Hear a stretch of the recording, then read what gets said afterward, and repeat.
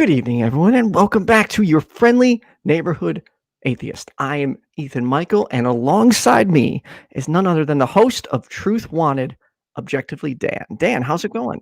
It's going pretty good. How about yourself, Ethan? It's going well. I am pretty excited for this interview, dude. Street epistemology. I am trying to spend more time learning it and integrate it into what I'm doing.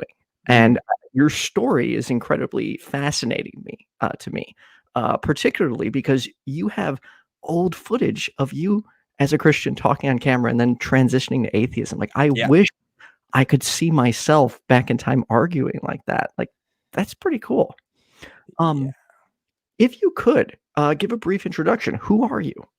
Yeah, so my name, of course, is Objectively Dan. I'm the host of the atheist community of Austin's call-in show called Truth Wanted. So if you're familiar with Atheist Experience or Talk Heathen, my show is a part of the same network, the same crew that makes those shows makes my show. But a lot of people first knew me because I was in a street epistemology conversation with a guy named Anthony Magdabosco. If you're familiar with street epistemology, it's a method of talking to people about their beliefs. And Anthony's been doing it for a couple of years now. He's kind of like the unofficial face of street epistemology at this point.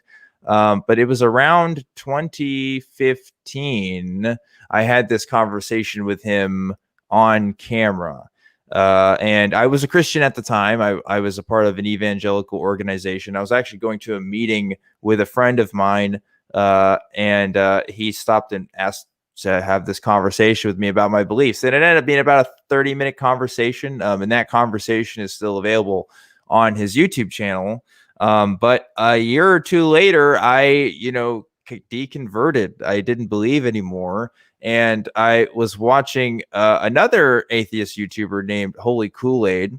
And he had an interview with Anthony Magdabosco, and I realized that's the guy that talked to me a couple of years ago.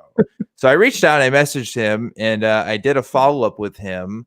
And I was doing some atheist activism stuff, but eventually I got involved with volunteering at the atheist community of Austin and pitched this show idea to him. And now I've been doing Truth Wanted every week, live on Fridays, and it's been really fun. It's been a really interesting experience. I get to talk to lots and lots of cool people like yourself. So, well, thank you. That's a compliment. Before I get into my more serious questions, I got to get a beef I have with you out of the way immediately. I believe I'm trying to remember. I think it was the Daily Atheist morning show. If not, you might remember. Yes, you made a comment about Dragon Ball Kai, and I was like, is he serious right now? You suggested that someone's first introduction into Dragon Ball be Kai. Why is that? Because look, first of all, I'm an anime casual, probably by your standards. I like Cowboy Bebop. I like Neon Genesis Evangelion. I like the older stuff, but and Dragon Ball, of course, is kind of a part of that. And so, I just think Kai is just a good introduction for people to watch anime in general. I don't know. It's kind of snappier. It's it's not. If you watch the old Dragon Ball Z, there's parts of it where I don't know, it's just not as it's not as thrilling, I guess. It's as a kid you'd watch it because oh shoot, it's on TV and this is the only chance I get to watch it before mom makes me go to bed, but now as an adult it's I don't know, times have changed, I guess. And people who aren't in anime, I don't know, I feel like they get a kick out of Kai than watching the older stuff with all the cheesiness that comes with it. Not to say Kai's not cheesy, but it's I don't know, it's kind of night and day in some ways. It is. It's two very different shows. Kai is punchier, but I'm not. There are some of the voices they changed that I'm like, the original's better. But particularly the music. To me, I grew up with Dragon Ball Z with the Bruce Faulconer soundtrack, which I find to be the most untouchable version of Dragon Ball Z. It gets you, in my opinion, way more pumped. So I would always say, although it requires a lot of patience to watch Dragon Ball Z, it should be your first introduction into it. Yeah, I can see how you could make that point. But like if I was talking to like a 12-year-old kid or something, and I was trying to convince them to watch this anime from the 90s, 80s, really, and Yes. and say Yeah. like, oh, it's really cool. Just trust me. You just have to watch this filler episode, and I promise, like, it's gonna get really cool.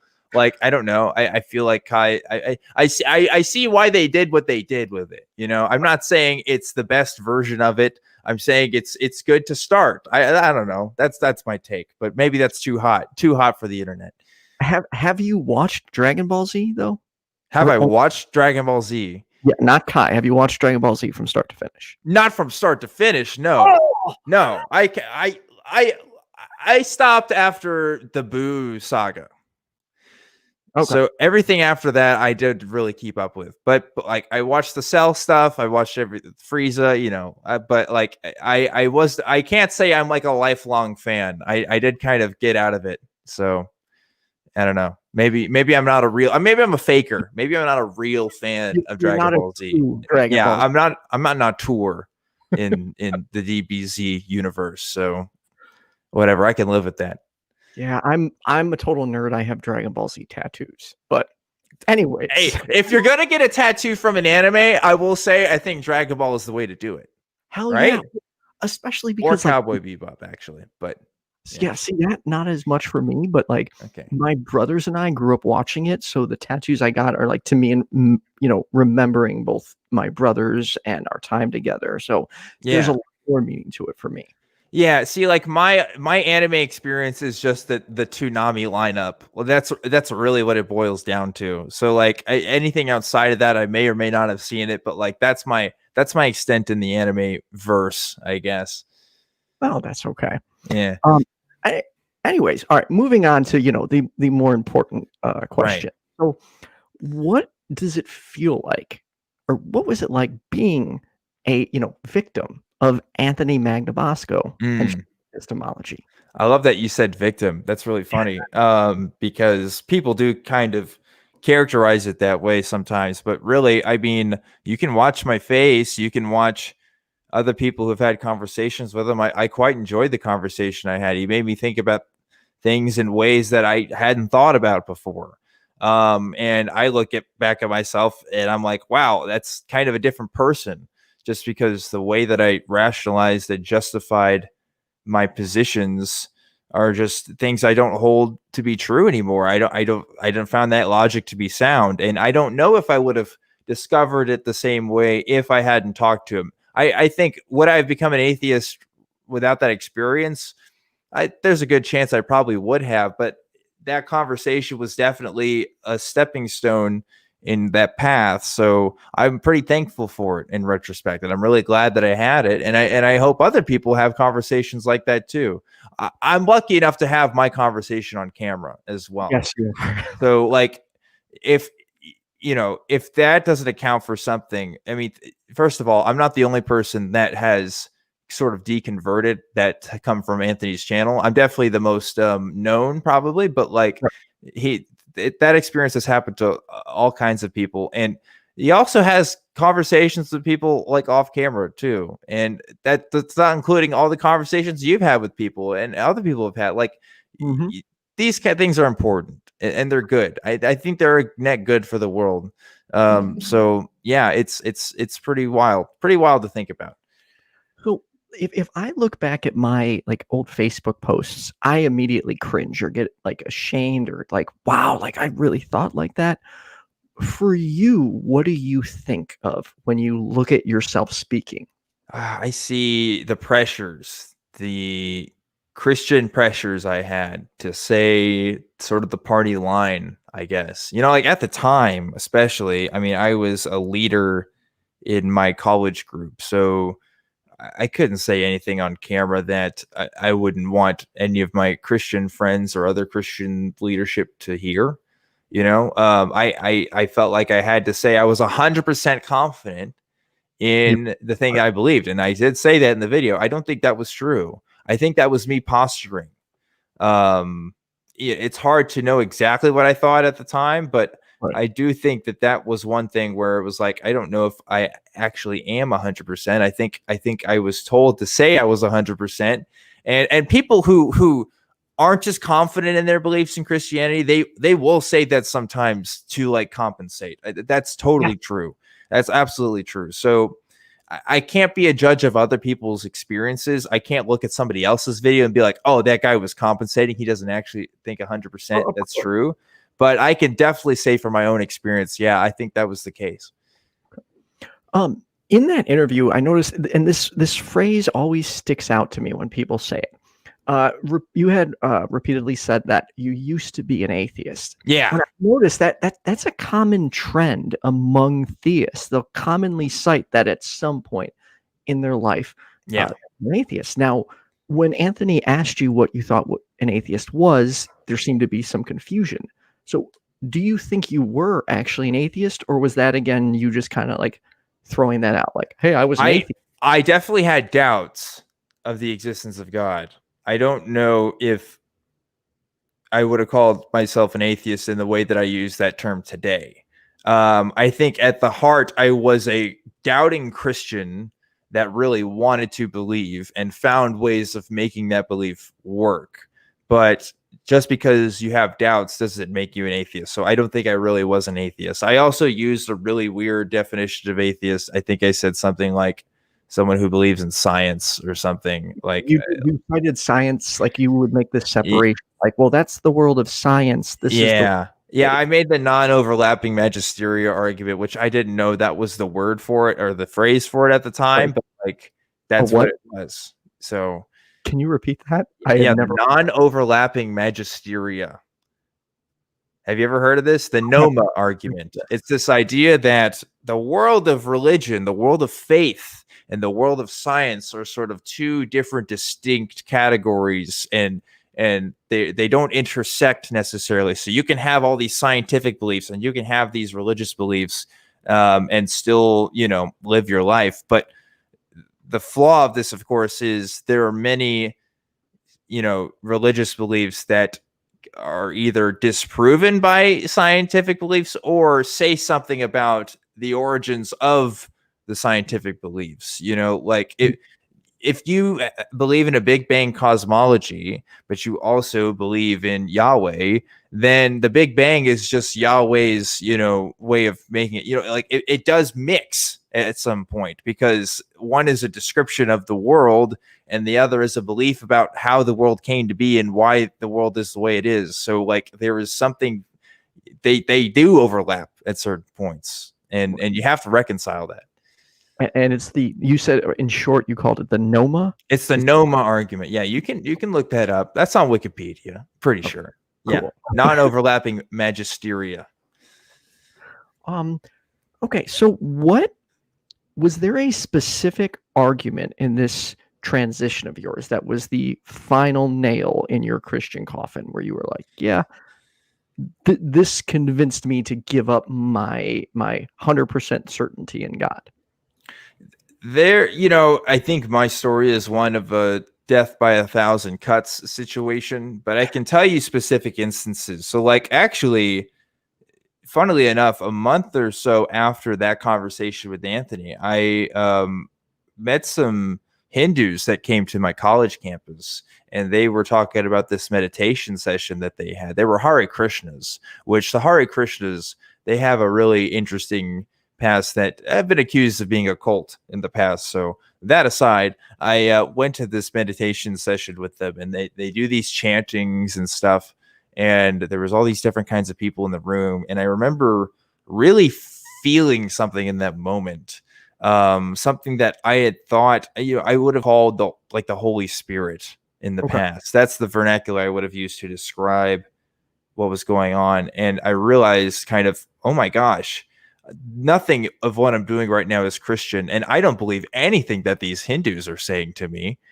And so maybe human beings can have these experiences by completely secular means. Maybe there's just something in us or something about our biology that, given certain environmental changes, allows us to feel certain feelings and interact in the world in certain ways. Because like my Christianity was kind of a mysticism one. It was more about personal experience to me, more than anything else, and that really shook me because I realized, oh man, what if this is the story of humanity right here? We just get these crazy feelings from doing these rituals, and we assume divinity to it.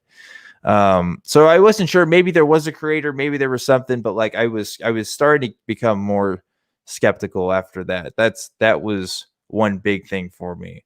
And there were some other things too, but like I said, it was mostly death by 1,000 cuts. A lot of different things just kind of piling up until it didn't make sense anymore.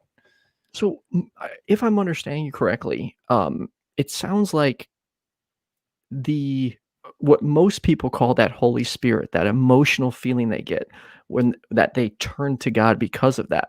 Mm-hmm. You experienced that, and that's what turned you off from it? Well, I had a very I mean, if you want to use that language, spiritual experience. Okay. And maybe some Christian would say, "Oh, that's just demons or something." But like, no, like the euphoria I felt in that moment was it the same, if not greater, than what I felt in Christian worship sessions or in intimate moments with my Christian friends. Through like personal revelations and just like deep talks. Like that's there. There wasn't anything really distinguishable between those experiences in the things that I felt. Other than the theology of the explanation of why I was experiencing that, right? Like one thing is telling me that it's the Holy Spirit. Another group is telling me it's the cleansing of my karma. Like maybe it's just human beings are just prone to this kind of stuff, and maybe we just never really thought about it that way because we didn't have the tools and the knowledge that we have now to kind of examine that. So yeah, I kind of came to that's the most parsimonious explanation for what was going on. Could you perhaps try and explain that feeling to me? Because even though at some point I was a Christian, I never had that, like, that experience of, "Oh, I'm filled with the Holy Spirit." Like, when I was in church, it was just, "Okay, really? Do I really need to do this?" Like, so what is that feeling like? I yeah, like I guess that's complicated, right? Because I think I definitely faked that experience a lot of times to fit in, and I can't describe what other people's experiences are like. So I don't know, what if mine are necessarily the same in that sense. But what I would describe it as in those few moments that I did, it was a euphoria. It was a deep sense of like personal revelation of like, oh, like suddenly the world kind of makes sense and I'm kind of in harmony with my body and my mind and the environment around me, and I could learn to trust on this divine being to sort of guide my life and fill me up with his wisdom. Like already I'm using a language that's not very descriptive. It is kind of wishy-washy, but like it's a wishy-washy feeling, I guess. And it's always temporary. It's always temporary. I mean, they say, yeah, the Holy Spirit stays with you and stuff, but I I've known enough Christians in my life to know that like that's just not. It's just it can't be the case. It really can't be. Especially when the framing of when you go to Christian events, at least the ones that I went to, is always like a return. Like it's always like, oh, you've been sinning for a bit and you need to come back to Jesus. Like, how many times have you ever heard that on our youth retreat or whatever? Like, it's just, I don't know. I think if you really did stay that consistent, I mean, then that's just, I don't know. You might be too far gone at that point. Honestly, maybe I'm lucky that I didn't get to that point, but I don't know. It's all very bizarre looking back. I do wish I could have at least at some point in my life experienced that, so I can at least, when Christians say, "Well, have you ever felt it?" I could cite that as well. I did, but unfortunately I didn't. I couldn't get it. I really couldn't. Yeah, I think I did. And I think I realized there's nothing that's happening to me that couldn't be explained by neurochemical processes, like that's just how it was. Yeah, I mean, that's it. Like, I remember reading Sam Harris for the first time also, and realizing that this could be sort of an explanation for some of this. And it's just Hmm. like, wow, like people can really convince themselves of a Yeah. lot of BS. Yeah. And I think that's what I did, and I think that's what other people do too. But that's a hard sell. That's a really hard sell, Yeah. If you could walk me through how you went from becoming an atheist to an atheist activist. Like, at what point did you really get the courage to be like, I'm going to be outspoken about this? I want to be a YouTuber.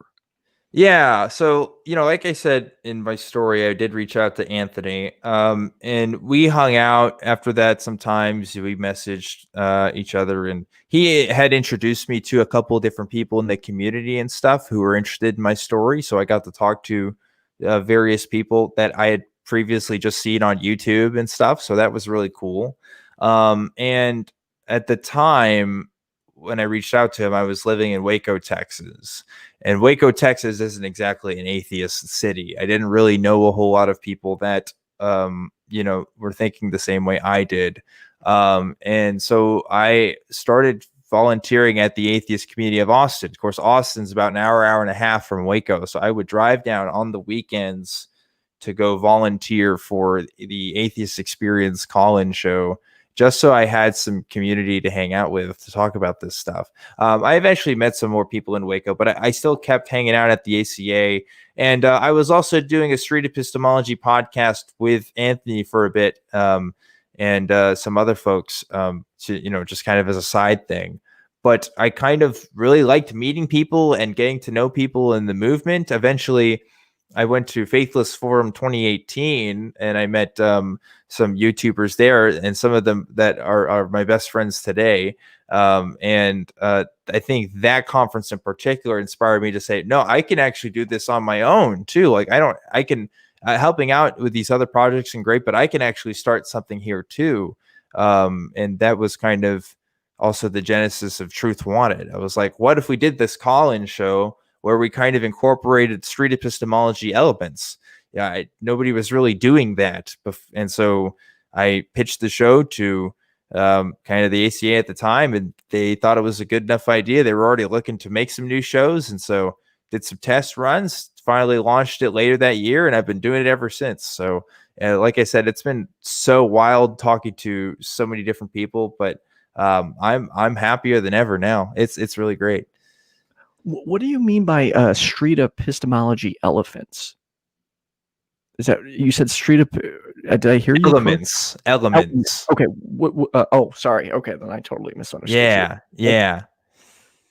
Yeah, street epistemology elements. Like, it's not, I don't always say it's a pure SE show, because I have a guest host with me every week, and the conversations usually aren't strictly SE in format. But my thinking and how I approach a lot of the callers is kind of SE based. So I say SE inspired now, because if I say it's an SE show, like, I can't always justify every call as an SE call, Right. So it sounds like you just went to the ACA, presented them with your idea, and they loved it and brought you on board? Yeah, well, had already been volunteering with them for about a year at that point. So like, they knew who I was, what I was. They knew that I knew how the call-in shows worked and stuff. And like I said, at the time, they were looking for kind of new ideas. So I kind of wrote out this pitch for them. And Mark Vanderbrink, who was the executive producer at the time, really liked it. He believed in me. So we just started recording stuff and kind of went from there. Nice. What is your overall goal with Truth Wanted? What do you want to accomplish? Yeah, Truth Wanted is my idea of, I think, the next step in how atheists and people of different religious persuasions can have kind of conversations with each other. I think predominantly on YouTube, what you saw in kind of the beginning of the atheist YouTube scene was atheists providing their content, Christians making their content, people making response videos to each other, and then also like debates and stuff. I think the idea with Truth Wanted is to kind of give everybody a place at the table to where nobody has to feel intimidated for being on the show. Nobody, AXP is great and it's wonderful and it's helped a lot of people deconvert. It's helped thousands of people, an uncountable amount. Yeah. Same. Right here. But my grandma is never going to call AXP. No. It's just not a reality. And that's, and unfortunately, like the way that AXP does things, it is a turnoff for some people. And so basically my idea is, well, what if I made a show that wasn't a turnoff for that audience in particular? The Christian who's wishy-washy, but has never gotten to a debate before and is just trying to learn some stuff, or maybe the pagan who feels like that every time they bring up their beliefs, they're made fun of because they're different from the people around them. I'd rather them have a place to talk to me and other people where they can feel comfortable and safe and just not attacked, just so they can like have a good time talking about what they want to talk about. And that's been the goal. It's kind of a safe space for people to have a seat at the table. Right. I have similar goals. I started a call-in show. I do not want to be another AXP. I love AXP. I watch it talk heathen every single week. But I want to cater to the average person that typically does not want to talk about religion. Ones that doesn't affect them. Ones that find the long philosophical explanations boring and dull. Like, I really just want to get the average person okay with talking about religion on a daily basis, because it impacts us every day. Yeah, it does. And when people tell me, oh, they're not interested in religion, or it's just never played a role in my life, like, that's so fascinating to me, because religion was such a huge cornerstone in my upbringing and with basically everybody that I grew up around. And so I almost feel like if you don't have that perspective, like, you're almost privileged in a way, because you didn't have to deal with like the baggage that comes with religious belief. Show me a Christian that doesn't have like skeletons in their closet because the personal beliefs that they might have, or what they would call sin, maybe weighs on them because their beliefs tell them that what they're doing is wrong in some sort of way, and a shame comes from that. I mean, a lot of my Christian experience was shame. I think that's true for a lot of Christians, and that's going to play a role in how you live your life. So, why not examine that? Why not figure out if that's legitimate or not, right? So was it like, were you always feeling ashamed? Like, was it constantly like your thoughts or things you did? Like, were you? I mean, it was a recurrent theme, I guess, especially as I got older with it, because like, if you are having doubts, like, just doubting something is a sin almost to some people. I mean, really, just struggling with the belief in Christianity is so frowned upon that even when it's talked about, it's done in hushed tones a lot of times. It's not something that's typically openly talked about. And when it is, the answers may or may not be fulfilling for people. I know that when I was really starting to try to figure this stuff out, I kept hunting and searching to figure out what was the best justification for this. But I couldn't honestly sit down and look at the arguments and say, yeah, this makes total sense to me, because it didn't. And I couldn't justify it anymore. And that's a hard place to be. It's a very lonely place to be. Right. The shame that comes with religion does drive me nuts. And while I wasn't overly influenced by religion, I did, have a strong belief in God. And I, to be minorly graphic here, I still remember, like, the first time I had sex, all I could think about, because I was constantly told, people are watching out for you, is, oh my God, like, my family members who are not here with me anymore are going to see this. Like, that's a pretty messed up thing to have to think about, and to constantly tell people that there's this person, your family members are watching over everything you do. That's kind of a mind trip. It is, and it's also kind of gross, you It know. is like, who wants to think about it in that situation? Like, Yeah, the last thing I want to be thinking about is my dead family members when I'm trying to, engage with someone. So yeah. It's I it's also it's a hostile thing. It's a threat, you know. Like if I ever had kids, which I don't plan to, but like I hope that when I die, I don't look over them. I want them to be free of me. They should be free to live their own lives. Like, wouldn't you want that for your own children? Why would yes. you want like is it that that prescription of life, what you just described, is just a never ending series of parents just judging their children? Like, how far back does that go? You know, it's pretty wild to think about. Yeah, it really is. And, I feel like I need to learn more about street epistemology specifically because my family. Because while I have a lot of patience for many people, for some Mhm. reason when my family starts talking religion, I have less patience with them. Yeah, And it's not I don't think that's conducive to, healthy dialogue, but, there are things that, my family believes that I just find to be absurd. For yeah. instance, my mom occasionally goes to a psychic to communicate with my brother who passed, and Mm, that's I like, my first instinct in that situation is actually attack mode. It's like, "What are you doing? Why are you wasting money on this?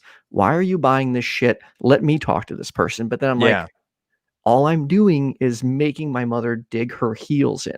How would you, you know, um, how would you go after that situation, or how would you approach it? Well, that one in particular is unfortunately pretty common. And I get asked this a lot about like family situations and stuff. Like, how do I approach this with my family? I think the conceit that we make is we're really interested in challenging these beliefs because we just want to tear them down. We just want to rip them out of people. And unfortunately, we as human beings can't do that. And we wouldn't want to because it does kind of violate people's autonomy. How I like to frame it is giving people options to think differently about these kinds of things, because you can only convince yourself Right. of something. I can give you the best argument in the world, but unless you convince yourself that it's a good argument, your mind's not going to change. So I think the framing of like, don't think about this as changing someone's mind in a day. Think about it as putting a pebble in their shoe, just to think about, and see if that has any, changes over time, and how they process stuff. With the psychic stuff, the street epistemology method would be interested in knowing, what is a psychic and what can they do? What are their powers? Maybe what are they capable of? And why would you believe that what they have to say is true or real? And then, of course, going to the how questions, asking what is the methodology that psychics use? How do we know that it's a reliable method? Is Right. it something that we can test? Is it something that can be proven wrong? And if it's not something that can be proven wrong, then how do we know that it can be proven at all? And how do we know that these things are true?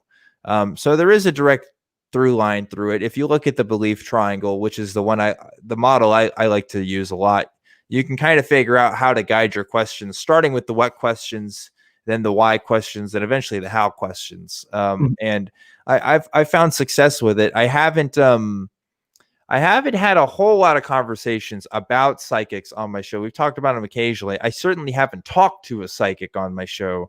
That would be interesting. But yeah, it just starts with putting a pebble in people's shoes. What can I say?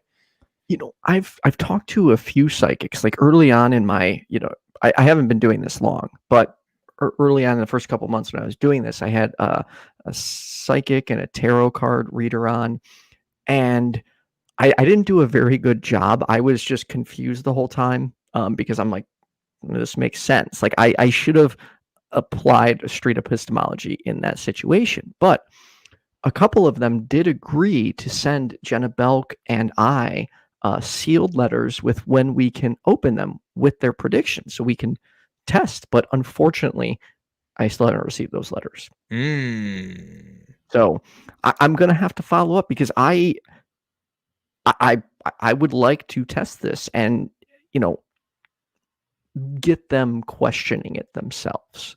Yeah, in my experience, there's two kinds of psychics. There's the psychics who know exactly what they're doing and know that it's not real and are just getting money, and the other kinds that really do think that they have these powers, or maybe it's a mix. Maybe they know there's some confidence tricks that they can use, but they really do believe at the end of the day that they're helping people and they have something to the method. So I do wonder who the kind what kind of psychic you're talking to, because if you study the methods enough about what psychics are using, I don't know, I'd be hard pressed to find one that sincerely believes that everything they're doing is completely, mystical or magical. Just, Right. yeah.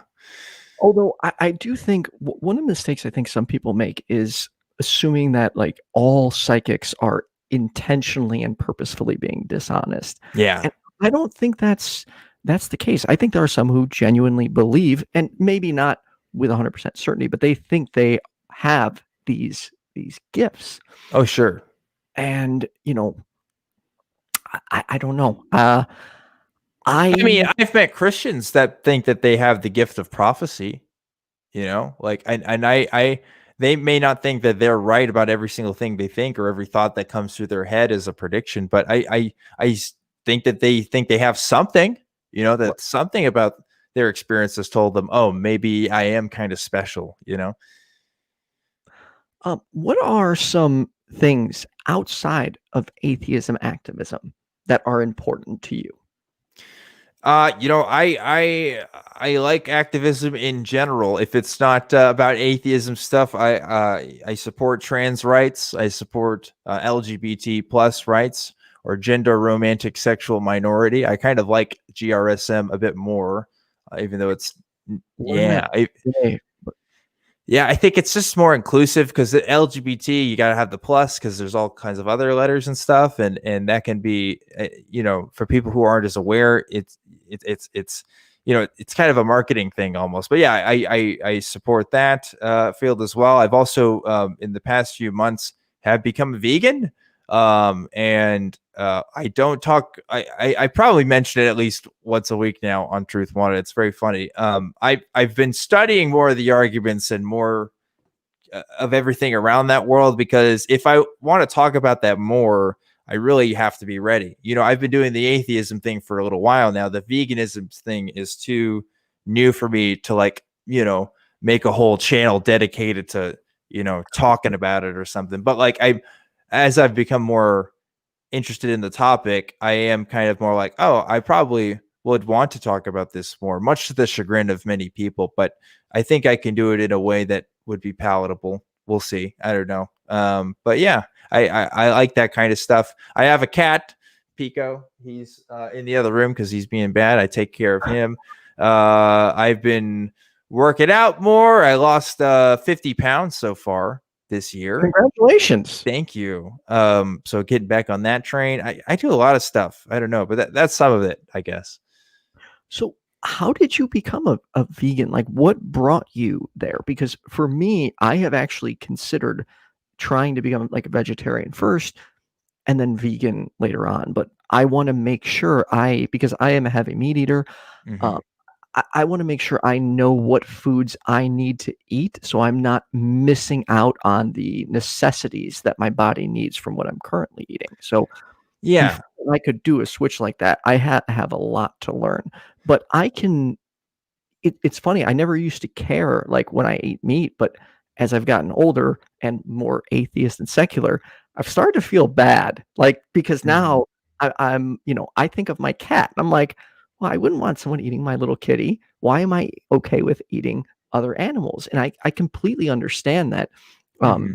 it is an ethically virtuous position to hold. So I guess how did you get there? Well, I think it first started with, Cosmic Skeptic made that video on veganism a couple of years ago, that I think a lot of people watched. And I remember watching it at the time, but it didn't change me. I was still eating meat after that, but I guess it kind of was in the back of my mind. And then my good buddy, genetically modified skeptic, had more conversations with Alex, and he started vegetarian. I think he's doing full vegan now, he and his wife. And I started talking with him about it. And that was another thing where it's just more kind of fuel in the fire in the back of my mind.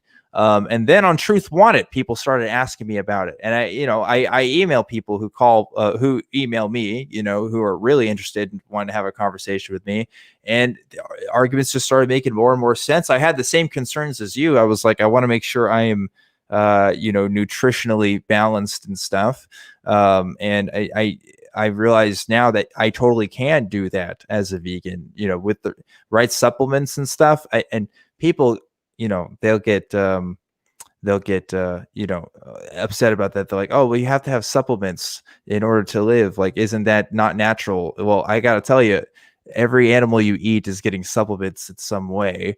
The B12 vitamins, 95% of that is going towards the animal industry. It's not even going towards people, for example. That's one vitamin that vegans are desperately in need of, probably the most, along with like calcium and iron and some other stuff. But like, that's one that's usually gotten through the bacteria from the ground that eventually we get to meat and stuff. And normally we would get it if we didn't wash our vegetables, but because we do, anyway, it's a whole thing. Point is, I realized that if I could eat plants and not harm any animals, if it wasn't necessary for me to harm animals, in other words, if every animal I eat was an act of unnecessary suffering, then why wouldn't I want to do a plant-based diet?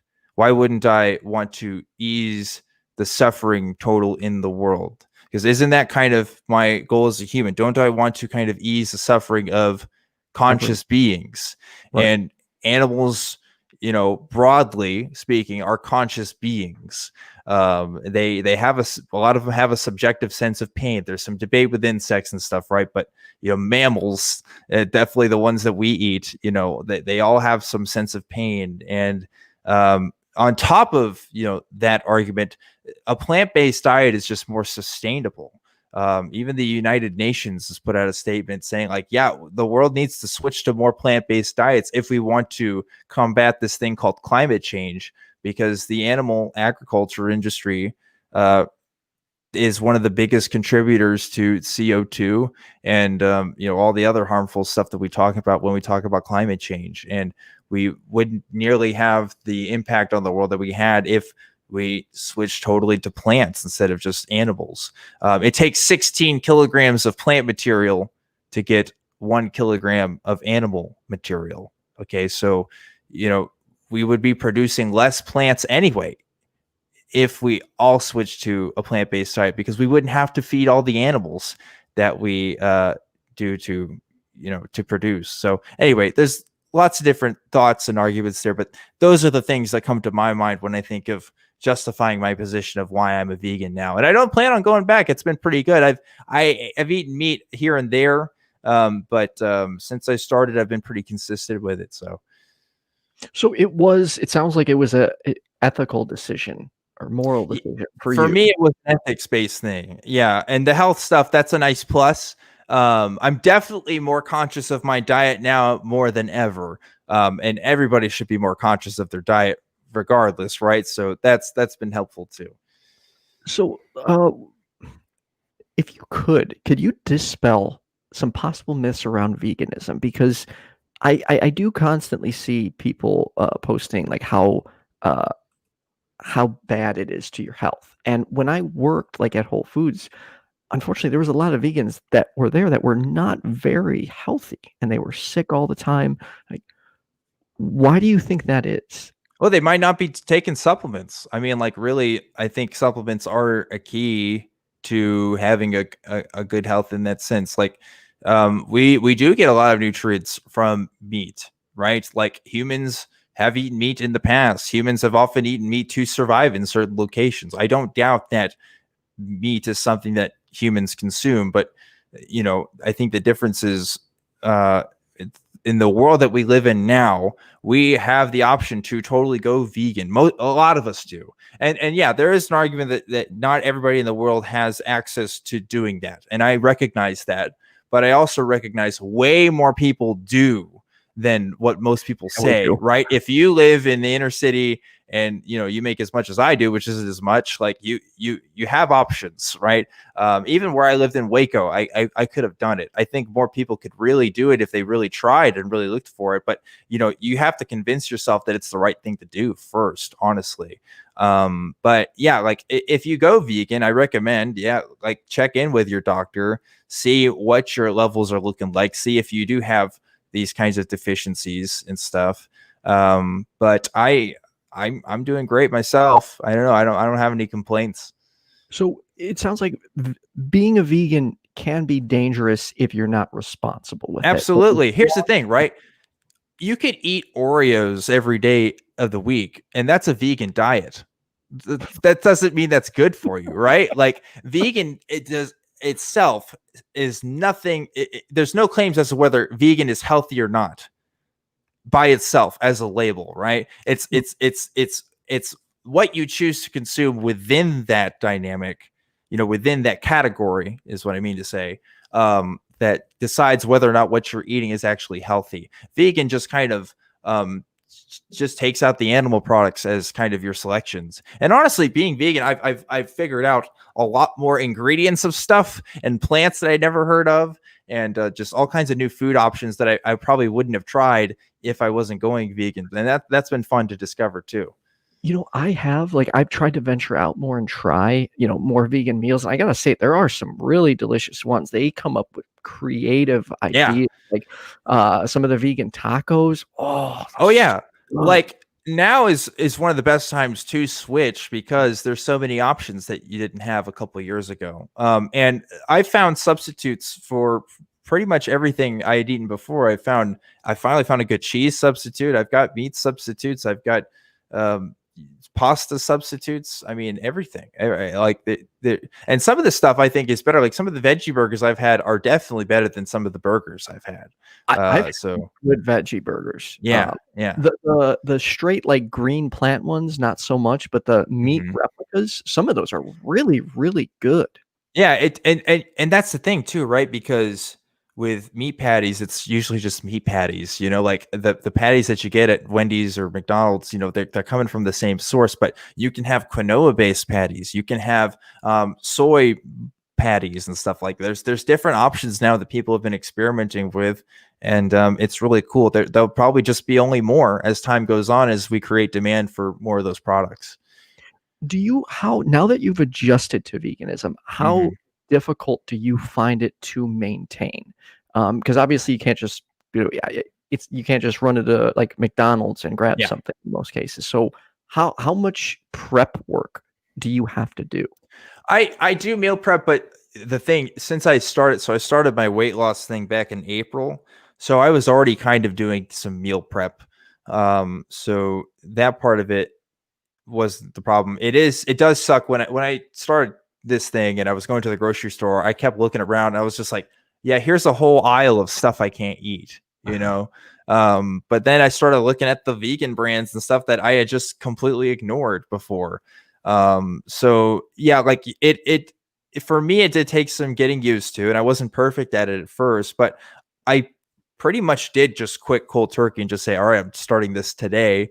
And I've been able to make it work. I do cook a lot more than I used to. And that's a good thing. Like because I mean, broadly speaking, right. Home cooked meals are generally not always right, but generally they're going to be better for you, than what you get at and other places. So, there's advantages to it. Do you have to plan stuff out a bit more? Yeah. Especially if you're going to, particular places and stuff where your options are going to be limited, but I don't regret it so far. It's been pretty awesome. Nice. Okay, last question for you. How do you recommend finding a balance between humor and being taken seriously? Because I find myself in a position because I laugh. I'm goofy. I like to have fun. So at times people think I don't take these subject matters seriously. Yeah. Um, how do you balance that?